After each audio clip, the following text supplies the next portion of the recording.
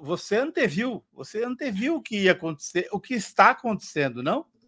Exatamente. Bom, não precisa dizer eu previ, não. Todo mundo que tem o mínimo de compromisso, certo? Com uma visão progressista e tem honestidade intelectual, acadêmica e política, já apontava para o risco, mas, na verdade, a gente não imaginava que ia ser antes de um ano, né?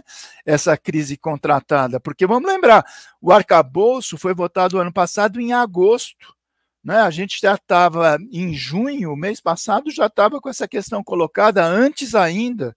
O ano passado, você se lembra, a gente comentava aqui, o secretário do Tesouro do Ministério da Fazenda, o secretário do Orçamento do Ministério do Ministério do Planejamento já vinham lançando balão de ensaio dizendo, olha, o arcabouço não vai ser sustentável dessa maneira se a gente não retirar piso da saúde, piso da educação. E depois vem à frente, né, aquele famoso tweet do Haddad, em que ele compartilha um artigo de um economista do mercado financeiro, o Braulio Borges, em que ele já propunha desvincular, né, desindexar os benefícios da Previdência Social do salário mínimo. Aí criou uma crise política, porque o Lula acabou entrando no circuito ao longo das últimas semanas, dizendo que o seu governo não vai promover isso, e aí o mercado financeiro, primeiro, ficou em pânico, entre aspas, porque, né, eles gostariam de ter eliminado de vez realmente essas garantias constitucionais, e aproveitou, por outro lado, esse momento para chantagear o governo. Você percebe que então esse ataque especulativo que o Gala está mencionando e que a gente já vem falando há muito tempo tem a ver com essa questão da referência dos juros nos Estados Unidos, mas tem um elemento político fundamental e não é novidade. Todo mundo que tem um pouco mais de idade se lembra no ano de 2002, você lembra, Zenha? 2002, véspera da primeira eleição do Lula. Também, mesmo discurso, não, o Brasil vai quebrar, o Lula vai acabar com o país, o dólar na época deu uma explodida, chegou a 4, naquela época 4 era o limite do impensável, né? O Lula ganhou a eleição, tudo volta à normalidade, né? O mercado financeiro voltou a ganhar, teve inclusive toda a política, né, de austeridade do Palocci, aquela coisa toda, mas aqueles 6 meses de especulação, de, né, anticlímax do apocalipse, como se nada tivesse acontecido. No caso que a gente está vivendo hoje, é exatamente isso, que os caras estão apostando nessa dificuldade que o governo está enfrentando na questão da sucessão do Banco Central, por um lado, e no que vai fazer com a armadilha que o próprio Haddad criou para esse governo. Quer dizer, ele garantiu que o governo ia ser fiel à austeridade.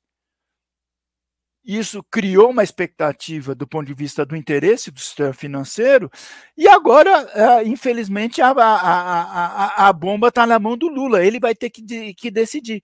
Quer dizer, ele vai garantir que a austeridade vai continuar assim como o Haddad tinha prometido, ou ele vai dizer, não, olha, não é assim não, a gente vai garantir políticas públicas e a gente vai garantir recursos orçamentários na forma de investimento público para a retomada do desenvolvimento do país.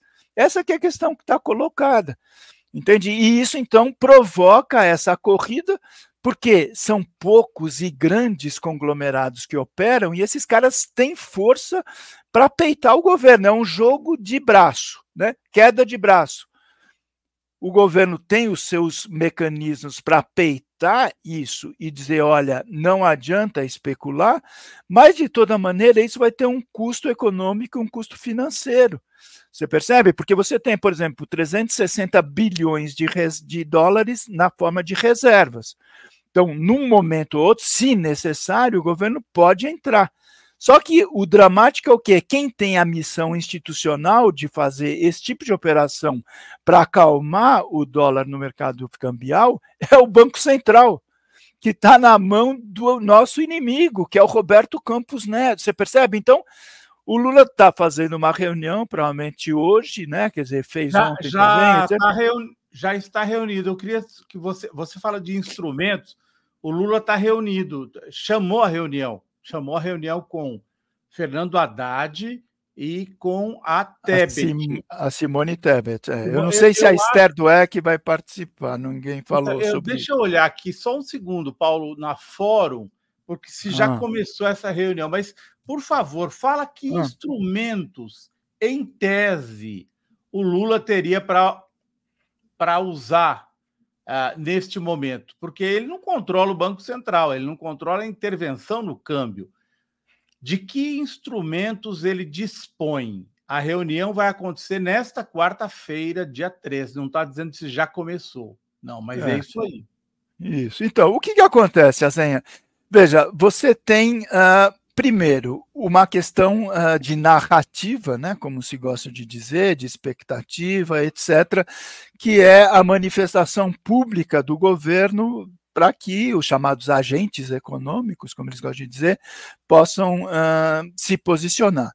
Por exemplo, o Fernando Haddad está com uma posição que eu acho que é muito temerária. Você deve ter visto ontem, ele dizia, não, isso aí é um problema de comunicação, né? Quer dizer, dando a entender de que as falas do Lula criticando o Roberto Campos Neto tenham funcionado como jogar lenha na fogueira, tá certo, da especulação.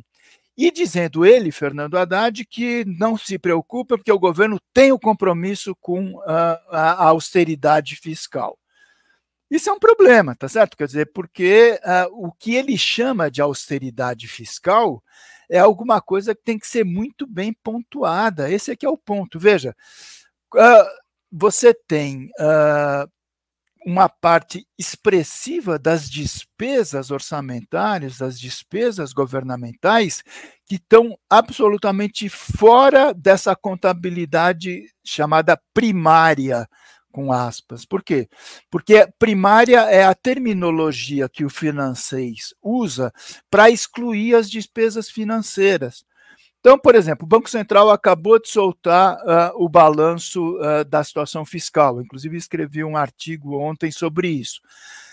As despesas com pagamento de juros, Azenha, estão próximas de 780 bilhões de reais, em 12 meses. É a segunda maior despesa do orçamento, só perde para a Previdência Social, mas a Previdência Social paga mais de 30 milhões de pensões, né, com a fortuna, como eles gostam de dizer, de um salário mínimo, né? O resto não, o resto vai direto para o caixa dos bancos, esses 780 bilhões. Nos primeiros 5 meses desse ano, janeiro a maio, foi quando o balanço foi feito pelo Banco Central, se gastou 20% a mais do que se gastou no mesmo 5 meses do ano passado. Isso porque a Selic ainda deu aquela quedinha. Você percebe? Quer dizer, é um contrassenso você dizer que... Ô Paulo, você tem os gráficos disso em algum lugar para a gente ir mostrando enquanto você fala ou não? Das despesas? Eu tenho, eu mandei para as meninas, eu acho que elas ainda não conseguiram subir.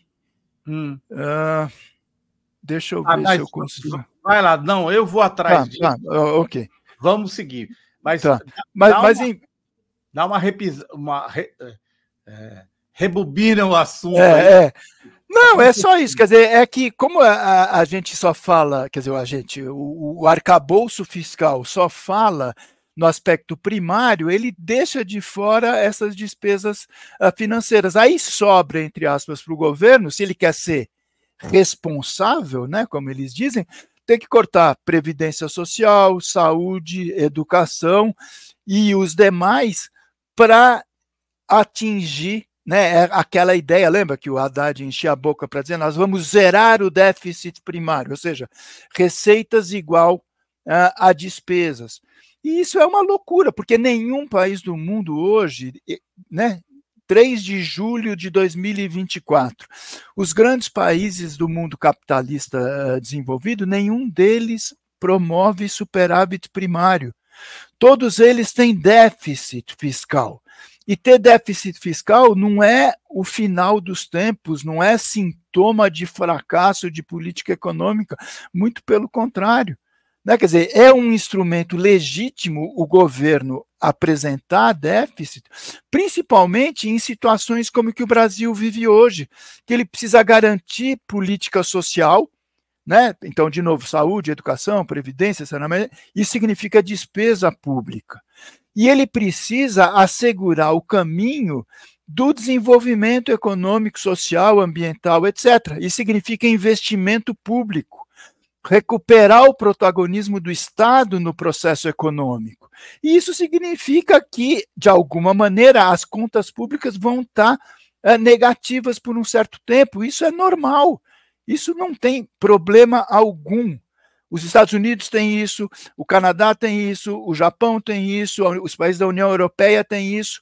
Eles têm, inclusive, o Lula tem falado isso nas entrevistas com a imprensa e nos pronunciamentos, dizendo, olha, vocês estão preocupados com essa relação dívida-PIB, né? É um indicador que o mercado financeiro enche a boca para falar a relação da dívida pública com o PIB.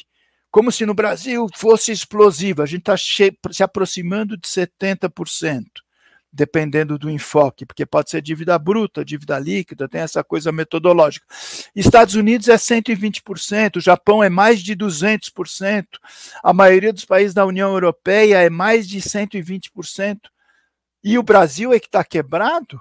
Isso é uma loucura, quer dizer, na verdade os caras querem impor um garrote sobre a capacidade do Estado brasileiro realizar as suas políticas públicas na condição de políticas governamentais, porque eles querem o quê? É promover um processo de privatização, transferir as responsabilidades de saúde, educação, previdência, como já fizeram ao longo das últimas décadas, parcialmente, completamente para o setor privado. É saúde completamente privada, é educação completamente privada, é previdência completamente privada.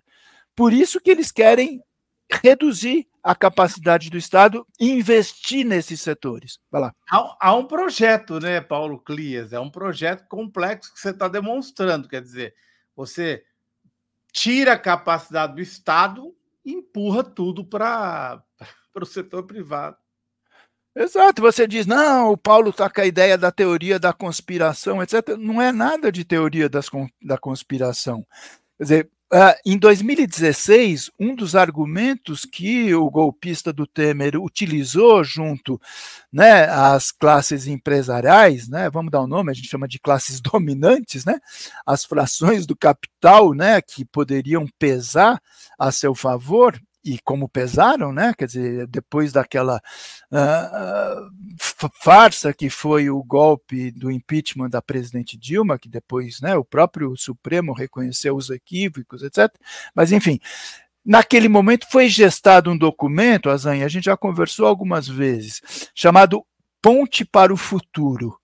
Então, era um programa de governo que o partido do Temer, né, o Ulisses Guimarães Cadinho, deve estar tremendo no túmulo de raiva e de ódio, né? Porque era um projeto contra as tradições históricas, justamente do MDB, que era o partido originário, né, do partido do Temer lá no futuro, e ele propunha exatamente isso, ele propunha austeridade fiscal, né, era a ponte para o futuro, né, a gente chamava de pinguela para o passado, né, para desmoralizar o documento. Ele propunha desindexar saúde, educação e previdência, ele propunha privatização mais acentuada das empresas estatais, enfim, o conjunto de medidas que o Temer e o Henrique Meirelles, que ele nomeou da Fazenda, começaram a implementar, junto com as desgraceiras que eles promoveram na Petrobras, você percebe? E que depois o Bolsonaro e o Paulo Guedes levaram à frente com todo o carinho. Uma das questões que mais simbolicamente representava esse movimento, que você estava dizendo que é um jogo contratado, foi o teto de gastos, justamente, porque você estrangula a capacidade do Estado de aumentar as despesas em áreas que cada vez mais a sociedade exige, porque a população cresce, a população migra, né, do campo para a cidade, a população quer mais educação, a população quer mais saúde, a população envelhece, ela precisa de previdência. Isso não é um problema, como esses caras do sistema financeiro gostam de dizer, aumentaram os gastos sociais. Eu diria o contrário, ainda bem que os gastos sociais aumentaram, porque isso é reflexo, em tese, de melhoria nas condições de vida da maioria da população da base da nossa pirâmide da desigualdade, que precisa da saúde pública, precisa da educação pública, precisa, né, dos benefícios previdenciários públicos. Então, o que a gente precisa é ter um acerto, um conserto, tá certo? No sentido amplo da palavra, social, e o que a Constituição representa, em que os setores que mais têm renda e mais têm patrimônio contribuam nesse bolo, vamos dizer, de arrecadação orçamentária, para que os recursos sejam transferidos para os setores que têm menos. Isso se diz solidariedade social, isso é o que os países do chamado Estado de Bem-Estar Social promoveram. Ao contrário, por exemplo, da experiência chilena, né, que na época da ditadura militar do general Pinochet, implementou uma privatização completa que jogou a grande maioria da população chilena na miséria, na desgraça e principalmente no desamparo do setor público nos momentos de crise, tá certo? Ô Paulo, a gente vai se estender na sua entrevista, eu espero que você possa ficar um pouquinho mais com a gente, porque a gente quer fazer hoje, a gente está em dívida com a nossa comunidade, uma explicação mais completa de tudo isso que está acontecendo, né? Então, pelo que você está dizendo, eu vou trazer de volta aqui para, inclusive, agradecer ao Paulo Gala, viu, Paulo? Porque ele é muito claro. Ele, como você disse, ele expôs, é um investidor, ele expõe, olha aqui que ele diz, ó.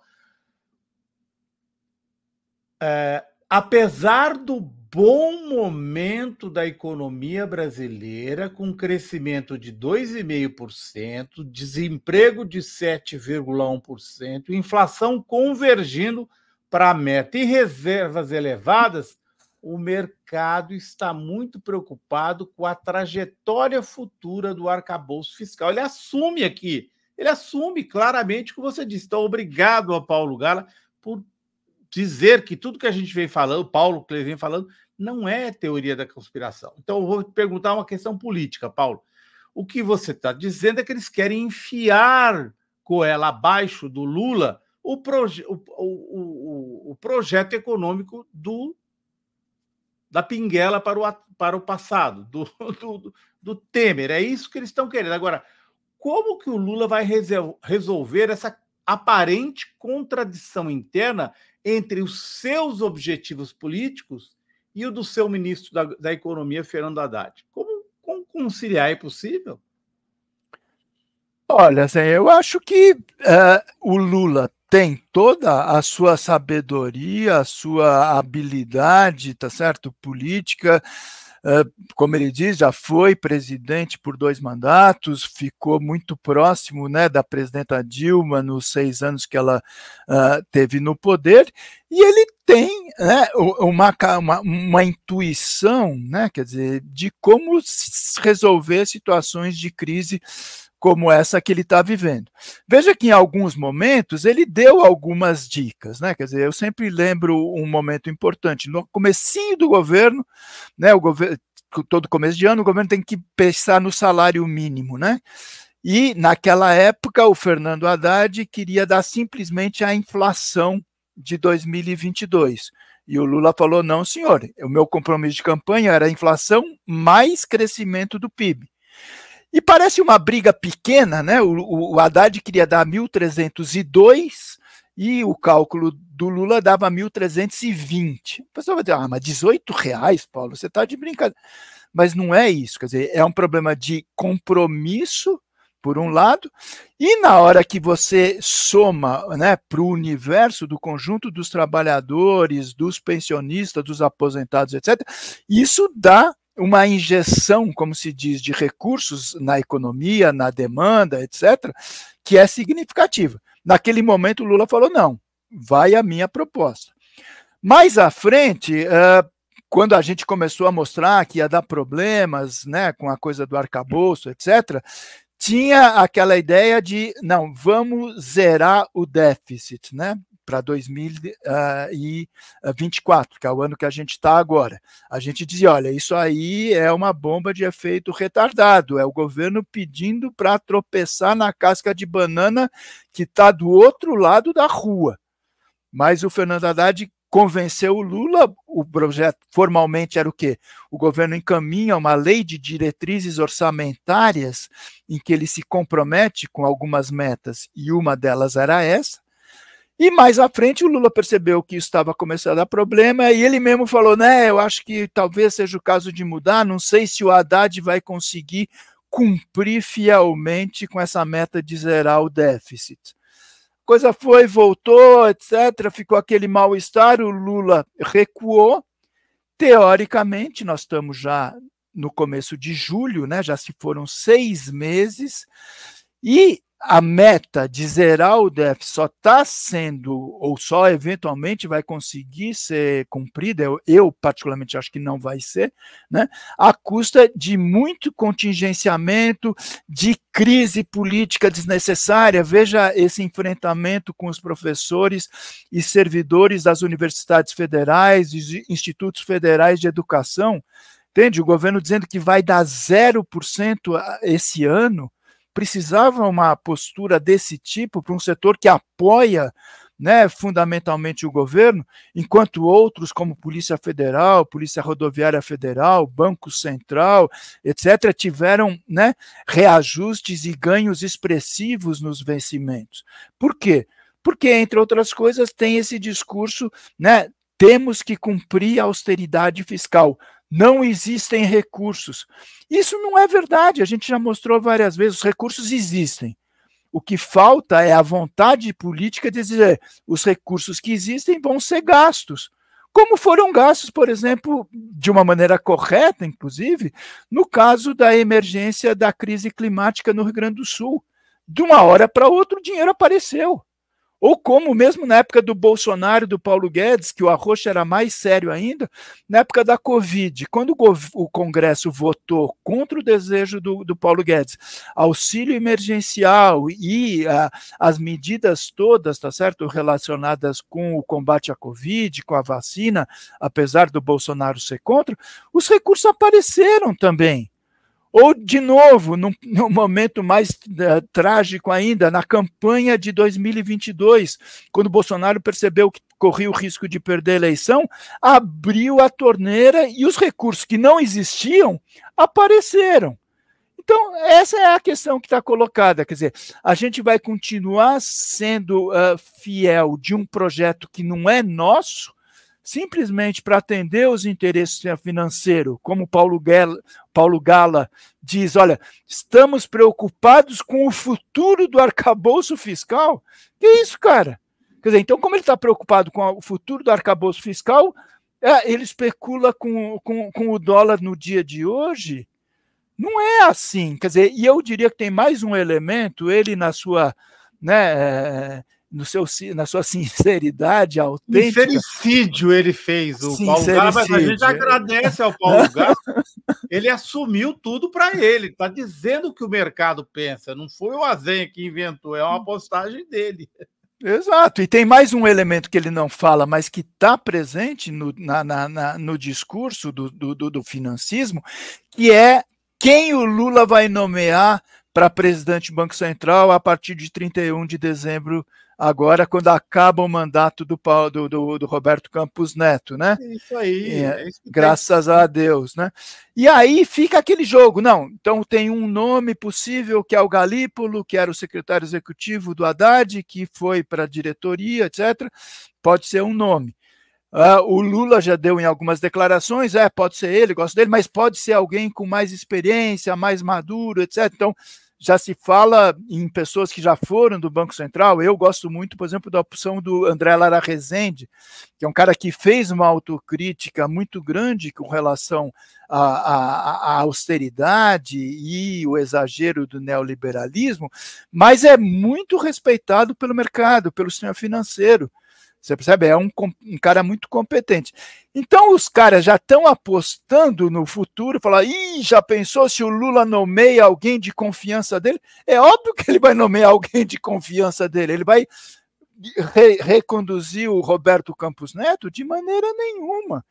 Então, os caras já antecipam a crise contratada lá na frente para também fazer uma chantagem e dizer, Lula, não bote alguém que vá fazer, né, vai trazer problemas para a gente, por exemplo, querer baixar a taxa de juros, por exemplo, querer, né, ter uma política não tão livre, entre aspas, para o dólar, querer liberar, né, essa coisa dos bancos públicos poderem reduzir o spread. Você percebe, assim, as medidas a serem tomadas são muito claras. Esses caras estão com medo, porque eles sabem melhor do que eu, melhor do que você, o que pode ser feito e o que a gente acha que precisa ser feito, e eles têm receio. Então, além da taxa de juros nos Estados Unidos, eles querem jogar lenha na nossa fogueira e botar a faca no pescoço do Lula. Não é uma situação fácil, né? Vamos esperar que na reunião de hoje ganhe, né, o bom senso, no sentido de que não dá para continuar com esse discurso da austeridade, inclusive porque vai ser uma impossibilidade, o governo não vai conseguir cumprir aquilo que o Fernando Haddad está tentando vender com o seu exagero de bom mocismo, vamos dizer assim, né?